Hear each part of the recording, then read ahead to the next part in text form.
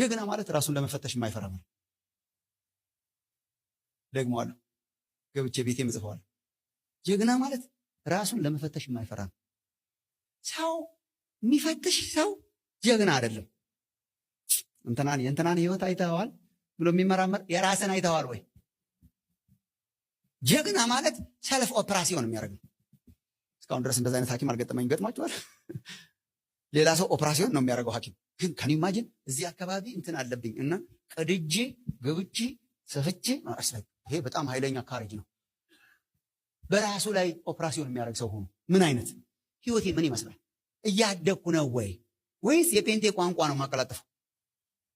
እያደኩ ነው ወይ? ኢየሱስ ክርስቶስ ይገኛል ወይ ተፈትሾ በህይወቴ? the way I treat people ከሰዎች ጋር ባለኝ ግንኙነት በቤቴ ውስጥ በኑሮ በመስሪያ ቤት ሰው ፈልጎ ያገኘዋል ወይ ክርስቶስን? እኔ ስፈልግ ያገኘዋለሁ ወይ? እንዴ መፈተሽ በጣም ጥሩ ነው። ድኛለሁ ወይ ብሎ መፈተሽ በጣም ጥሩ ነው። እኔ እንደውም አንዳንድ ጊዜ እረሳታለሁ እንጂ እንዴ ጳውሎስ የሚያክል ሰውዬ እኮ ወንጌልን ለሌላ ሰብኬ ይላል አይደል? ወንጌልን ለሌላ ሰብኬ የተጣልኩ እንዳልሆን ራሴን ፈትሻለሁ። የተጣልኩ እንዳልሆን ቼክ ማድረግ በጣም ጥሩ ነው። are we growing? በእግዚአብሔር ቤት ውስጥ ተተክለን እያደግን ነው ወይ? ባህሪያችሁ እየተቀየረ ነው ወይ? ኢየሱስን እየመሰላችሁ ነው ወይ? በቃ ሌላ ወንጌል የለንም። ይሄ ነው ወንጌል። በነፃ ያመጣል ዜን ለውጦ ያስቀራል። ወንጌል በነፃ በተከፈለ ሂሳብ ያመጣል ግን ያሳድጋል። ማቹሪቲ እግዚአብሔር የሚጠቀመውም በማቹር ሰዎች ነው። ከፍጻሜያችን ጋር በጣም የተገናኘ ነው። በቃ ብዙ አልደጋግምም። ሌላ ግን ኮምፕሊትሊ ከኃጢአት የጸዳ በዚህ ዓለም ላይ ምንም ችግር የሌለበት ሰውዬ ካገኛችሁ ኑና ንገሩኝ። እኔ እስካሁን አላገኘውም ራሴን ጨምሮ። ይደክማል በጣም ትግል አለበት በጣም ከኃጢአት ጋር ይታገላል በጣም ግን ሰው አንዱ ወደ አንዱ በኃጢአት እየበሰለ ከመጣ ግን በየበሰለ በኃጢአት ይህ ምን ምልክት ነው? አለማደግ። የብዙ ኢሞራሊቲ ምክንያት አለማደግ ነው።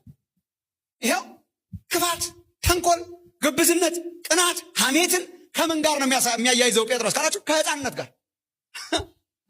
ስማርት የሆነን ይመስለናል እኛ አሁን። ተንኮል የስማርት ምልክት አይመስል፣ ለጴጥሮስ የህፃን ምልክት ነው። ክፋት፣ ቅናት በሌላ ሰው የህፃን ምልክት፣ ሐሜት የህፃን ምልክት፣ ጥላቻ የህፃን ምልክት። ሰው ሲበስል አይጣላም። ሰው ሲበስል አያማም። ሰው ሲበስል አይጫወትም። ሰው ሲበስል በተንኮል አይጫወትም።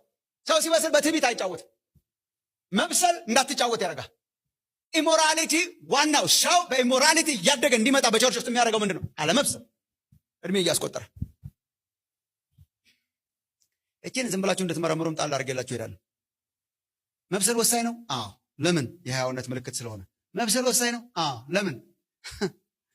አለመብሰል ጣጣው ብዙ ስለሆነ፣ ተቃራኒው ጣጣው ብዙ ነው።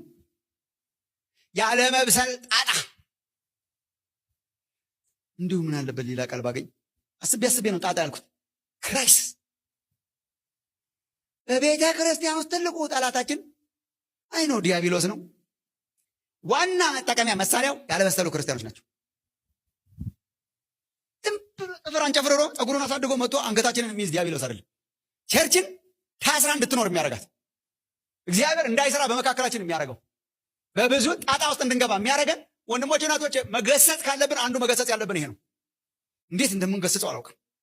ያለ መብሰል ጣጣ በስም ያልጠራ ነው። የቸርች ክራይሲስ፣ የህይወት ክራይሲስ። ይሄ ምን ማለት ነው? አጭሩ ንገራችሁ። እግዚአብሔር የሚጸየፋቸው ነገሮች በሙሉ በህይወታችን እንዲከሰቱ የሚያደርገው አንዱ ዋና ምክንያት አለመብሰል፣ ያለመብሰል ጣጣ ነው። አዎ መጀመሪያ እንዳገኘ ነው ምንጩ እሱ ነው። ቢመረመር ምንጩ እሱ ነው። ያለበሰሉ ሰዎች በብዙ ነገር ይጫወታሉ። ህፃን በብዙ ነገር እንደሚጫወተው ስልክ ብትሰጠው መጫወቻ ነው ለልጅ፣ ኮምፒውተር ብትሰጠው መጫወቻ ነው ለልጅ፣ እንትን ብታሳየው መጫወቻ ነው ለልጅ። ያራክሰዋል። ሁሉ ነገር ከመጫወቻነት አልፍ፣ ሁሉ ነገር ከመጫወቻነት። ታምር የምትሰራበት ስልክ ለእሱ መጫወቻ ነው። እንደዚህ አይነት ክርስቲያን ነው ቸርችን ቁጭ ያደርጋል። እዚህ ህፃናት ስንሆን ችግሩ ይሄ ነው። ሁሉ ነገር መጫወቻ። ታምር የምትሰራበት የቅድስና ኮንሰርት መጫወቻ ነው። የጸጋ ስጦታ የሚያክል መጫወቻ ነው። ልሳን መናገር መጫወቻ ነው። አጋንንት ማውጣት እንዳስቀዋ ልጆች መጫወቻ ነው። ሁሉ ነገር መጫወቻ አደረጉት። ስብከት ማስተማር እንደ መጫወቻ መዝሙር መጫወቻ፣ ሁሉን መጫወቻ ማድረግ እኮ ያለ መብሰል ምልክት። ጣጣው ተጫዋች ነገር ያደርገናል በሁሉ ነገር። እንዴት አድርገን ፊቱ እንደምናየው አላውቅም። ኢሞራሊቲ ቅድም የጠቀስነው ነው። ኢሞራሊቲ ያለ መብሰል ምልክት። ሰው ጌታ ኢየሱስን አምኖ ሲኖር ኮምፕሊትሊ ፍጹም ይሆናል እያልኳቸው አይደለም። ይሄ ያው እንደማንል የታወቀ ነው። እኛም በህይወታችን አይተነዋል። አንደኛ ቆሮንቶስ ምዕራፍ 3 አነባለሁ።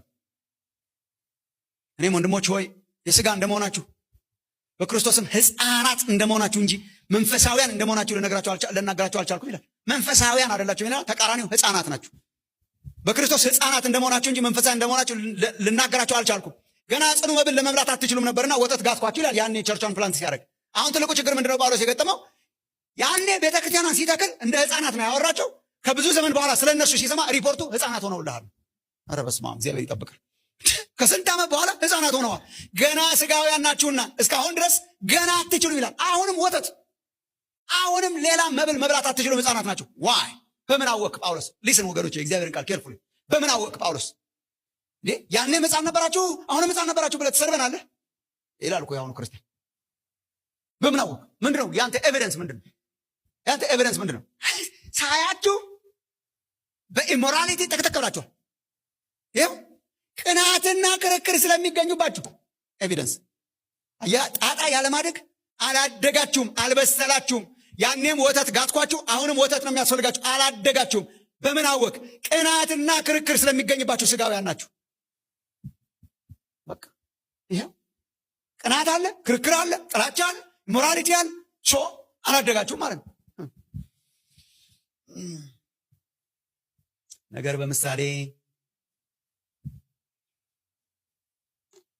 አንተን በብርሌ እንደሚባለው ማለት ነው። ልጆቻችን ሕፃናት እያሉ በሁሉ ነገር ስለሚጫወቱና ሁሉን ስለሚሰብሩ ሕፃናት ልጆች ያሳደገን ሁሉ እናውቀዋለን። የምንከላከለው ነገሮችን በሙሉ እንዳይደርሱ ከፍ አድርጎ በመስቀል ነው። እንዳይደርሱበት። የኛ እንደዛ ነበር። አሁን ነው ቅርብ ጊዜ የተመለሱት ወደ ቦታቸው። የፎቶግራፍ ፍሬም፣ ሰዓት፣ ጌጣጌጥ፣ እነሱን የሚጎዳ ነገር ለሚጎዳቸው ነገር ሁሉ ሊጫወቱ ስለሚችሉ ጓድዊዱ እንዳይደርሱ መከልከል ነው። እንዳትነካ። መጀመሪያ የወላጆች እኮ ከ2 ዓመት ምናምን በተለይ ጀምሮ የመጀመሪያ እኮ አፍ መፍቻ ቋንቋችን የኛ ስናሳድግ የነሱ ሌላ ነው። የኛ አፍ መፍቻ ቋንቋ ተው ነው። ተው ተው ተው ተው ተው። እውነት የወላጅ እኮ አፍ መፍቻ እሱ እኮ ነው። ተይ ተው ተው ጣለው ተው። እንዳትነካ እንዳትነካ እንዳትነካ እንዳትነካ። ዜን ማራቅ እንጀምራለን ማለት ነው። ከዛ ቢመኘውም አያገኘውም። በመከልከል ነው ወጥረን የምንይዘው። ከዛ እኔ ልጆቼ እያደጉ ሲመጡ ነው አንደርስታንድ ያደረኩት ይሄን። ከዛ ቁመታቸው ይረዝምና ድሮ የከለከልናቸው ነገርን በ3 በ4 እጥፍ ይበልጡታል፣ ይደርሱበታል ማለት ነው። ድሮ እንዳይነካው የከለከልነው ነገር ላይ ልጄ ደረሰ አድጎ እና ድሮ ስለተከለከለ ያለቀሰበትን ነገር ዞር ብሎም አያየውም። ቁመቱ ሲያድግና ልጁ ሲለወጥ ፍላጎቱ ተለውጧል። ባይዘ ታይም ሲደርስበት አይፈልገውም። አለመፈለጉ ምን ያሳያል? አድጓላ። አሁን በዚህ አይጫወትም። ሌላ ሰው ይሆናል። ሌላ ሰው ይሆናል። ወገኖች ይሄ እኮ ነው ከሞራሊቲ ጋር የሚያዘው እድገት እኮ ለዚህ ነው። ድሮ በመከልከልና በማስፈራራት ተይዛችሁ ሊሆን ይችላል። አሁን እኮ በደስታ ነው ኃጢአትን የሚጥሉት የበሰሉ ሰዎች። ለምን? ሲደርሱበት ፍላጎታቸው ተቀይሯል። ፍላጎታቸው ኢየሱስ ሆኗል። ፍላጎታቸው እሱን ማስከበር ሆኗል። ፍላጎታቸው በክርስቶስ መሞላት ሆኗል። ወገኖች ድሮ የተከለከላችሁትን ነገር ዛሬም ከተከለከላችሁ አላደጋችሁ ማለት ባይ ዘ ታይም ስታገኙት አቬለብል ሲሆን ነው። አይሰብሩም ልጆቻችን። አሁን አይጫወቱም በዛ ነገር። ለምን? በስሏል፣ አድጓል። ለዚህ እኮ ነው አትያዝ አትቅመስ ምናምን በሚል ማንተዳደረው። ባደግን ቁጥር እንዳትቀምስ፣ እንዳትይዝ፣ እንዳትነካ። ይሄ እኮ አይሰራም። ተው እኮ አይሰራም። አሁን ለበሰለ ክርስቲያን ተው ተው፣ እንዳትይዝ፣ እንዳትቀምስ። አይ ህግ አስተዳድረው። ለምን? ሲደርስበት ተቀይሯል ሰውዬው።